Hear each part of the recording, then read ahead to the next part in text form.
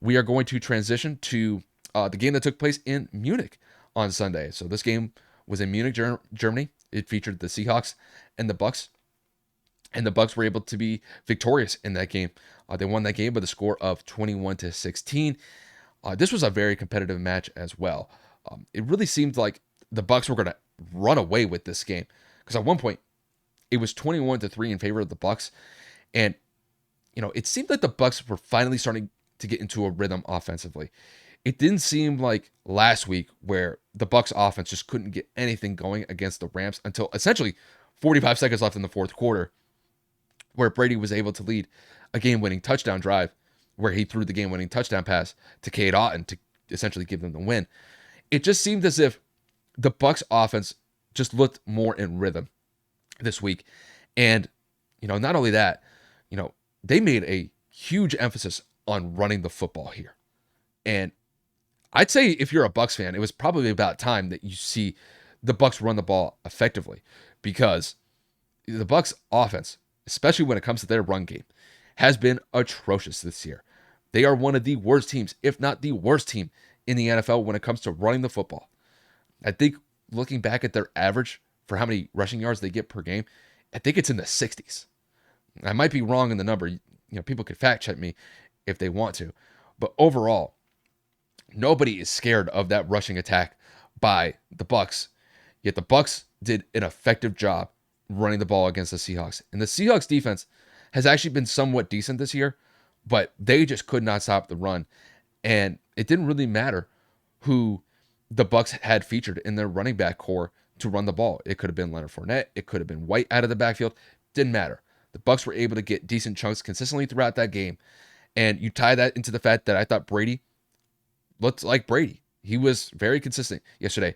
Outside of the one turnover that he had late in the fourth quarter, that was just an underthrown pass as far as I see it. He just didn't see the linebacker crossing over the middle of the field. I thought Brady looked fine. He was able to connect with a multitude of targets. This wasn't a game where he was only, looking at maybe at 2 or 3 receivers or maybe a tight end. He was distributing the ball quite effectively yesterday. You got Scotty Miller involved. Cade Otton was involved. Mike Evans, Chris Godwin, Julio Jones. All of those guys were definitely playing up to snuff, and they were able to, make some great plays. Julio Jones had a great touchdown catch, and not only that, he had a great run that led to the touchdown early in the game. I thought Chris Godwin was definitely getting more involved. He definitely seems to kind of be getting more in a rhythm since recovering from that ACL injury that he suffered back in January this past season. And it just seems from an offensive perspective, maybe the Bucs are finally starting to find some rhythm. And they definitely need to, because for the first half of the year, they've relatively struggled offensively. This is not the Bucs offense that we've seen from the last 2 years, one of them being a Super Bowl contending team, and then one that just fell short in the NFC divisional round last year against the Rams. So it definitely seems like the Bucs may be rounding a corner offensively, because as far as I see it, their defense has played up to snuff the entire season. You could take the one Chiefs game as maybe an aberration. You're playing against the Chiefs and Patrick Mahomes. If you get torched, you get torched. It happens to the best of them. But, man, I thought that Bucs defense was able to really slow down that Seahawks offense for large stretches. And it really wasn't until, I'd say, the fourth quarter where the Seahawks made a legitimate let me get this right, a legitimate comeback to put themselves in a position to be able to score points. So, and not only that, I thought the Bucs defense, they were able, if I had to say one possession that really kind of stood out to me to focus on the Seahawks here, they had a drive into the red zone in the second half, and Geno Smith is in the pocket. He tries to bounce out of the pocket, and then he ends up getting strip sacked, and the Bucs pounce on it to recover the football.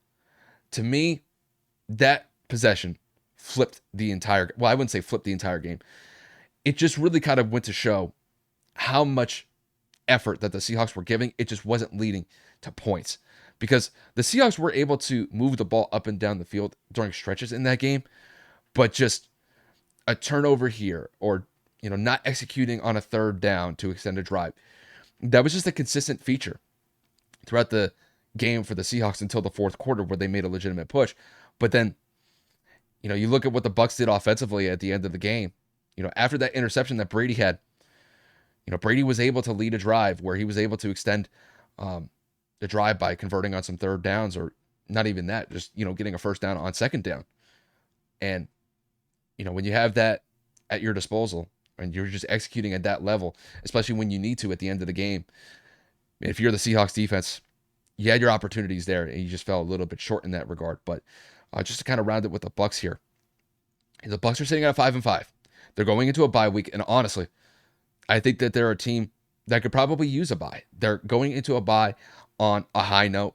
They're sitting at a 5-5 record. They're still the number one team in the NFC South as far as I see it, simply just because the Falcons are just not a team to be trusted with when it comes to being in a competitive space. It's just not a team that I would reckon that's really going to outpace the Bucs here for the rest of the year.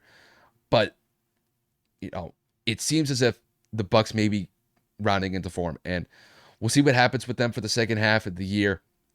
But they're in a good space right now. We'll see whether or not they could be able to possibly get a 3, maybe even a 4-game winning streak down the stretch, because they definitely need to. I'm speaking for them here. They definitely need to separate some ground between them and the rest of the NFC South if they want to be a more competitive team to be respected in the NFC as far as I see it.